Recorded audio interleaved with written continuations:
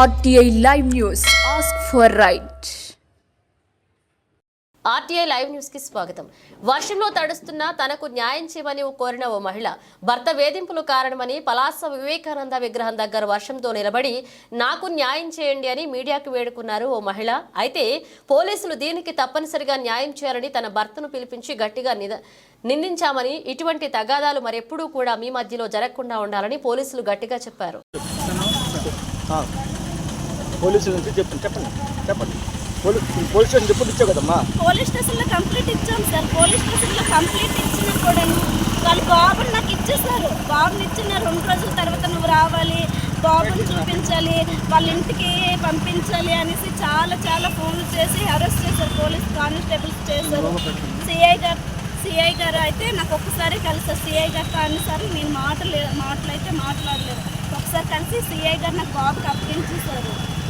బాబుకి అప్పగించిన తర్వాత కూడా బాబుని చూపించాలి, వాళ్ళు తీసుకొని వెళ్ళాలి, దండం దగ్గర ఉంచాలి అనేసి చాలా ఎన్నికలు పెట్టడం, అరెస్ట్ చేయడం వల్ల నేను మా పిన్ని గారి ఇంటికి వెళ్ళిపోయాను. అతను వచ్చి బాబుని ఒక రోజు కిడ్నాప్ చేయడానికి అనేసి వచ్చాడు.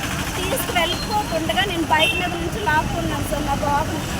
అలా అనేసి రోజు పోలీసులు ఫోన్ చేస్తున్నారనేసి భయంతో నేను మా పిన్ని గారి ఇంటి దగ్గర ఉంటే నా హస్బెండ్ గారేమో ఇలా చేశారు.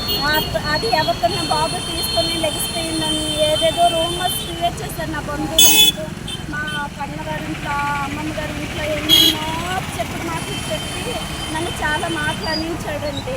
పోలీస్ స్టేషన్లో కూడా నేను ఏదో తప్పు చేశానని ఏదో క్రియేట్ చేస్తున్నాడు సార్.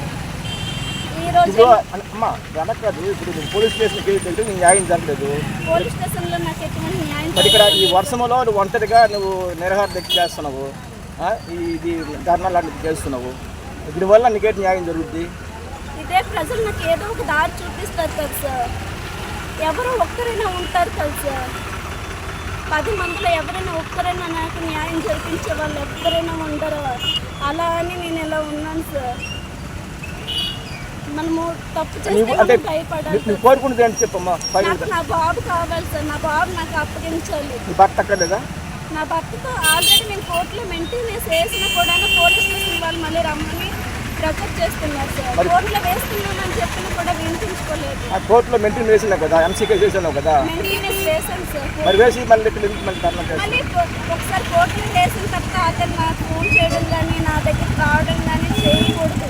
కోర్టులో రీజన్ కానీ చెప్పుకోవాలి, నా రీజన్ నేను చెప్పుకోవాలి సార్. అయినా పోలీస్ స్టేషన్కి రమ్మని చెప్పడం ఇదేం బాగా కాదు సార్.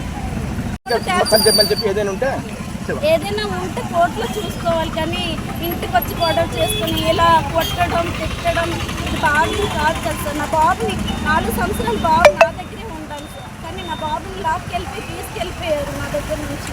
నా బాబు నాకు కావాలి సార్.